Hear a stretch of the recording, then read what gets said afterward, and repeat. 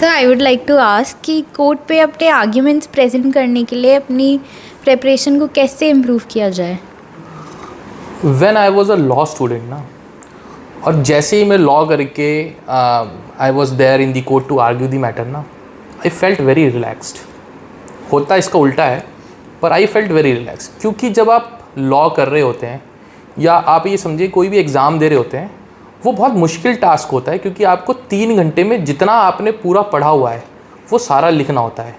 यानी आपको चीज़ों को मेमोराइज करना होता है and then you have to present it on papers, right.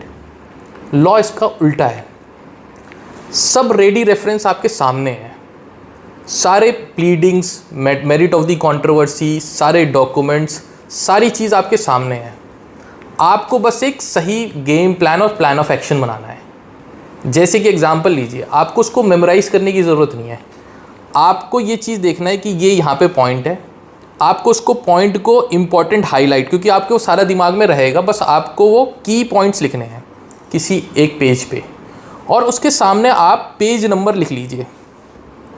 कि जैसे कि एग्जांपल लीजिए, ये कोई representations has been sent by the representee, और इसका इम्पॉर्टेंट पैराग्राफ जो है उसके पेज नंबर 37 पे है, और वहाँ उस पेज नंबर 37 पे जाके उसको हाईलाइट कर लीजिए कि बोलना क्या है।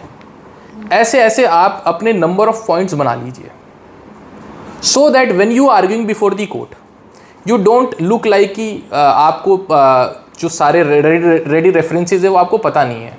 आपने सबसे पहले पॉइंट पढ़ा, आपको याद आ गया, अच्छा इसमें ये आर्गूमेंट करना था, ये अपनी बात करनी थी। फिर आप डायरेक्टली को milords now kindly see on page number 79 milords, और अपनी आर्गूमेंट आपको रटी याद ही है। और उसके बाद फिर milords I would like to draw your attention on para number so and so, और वहाँ पे वो पैराग्राफ पढ़ के बता दिया। केवल इतना ही काम करना है, और लॉ पॉइंट तो बहुत बाद में आता है।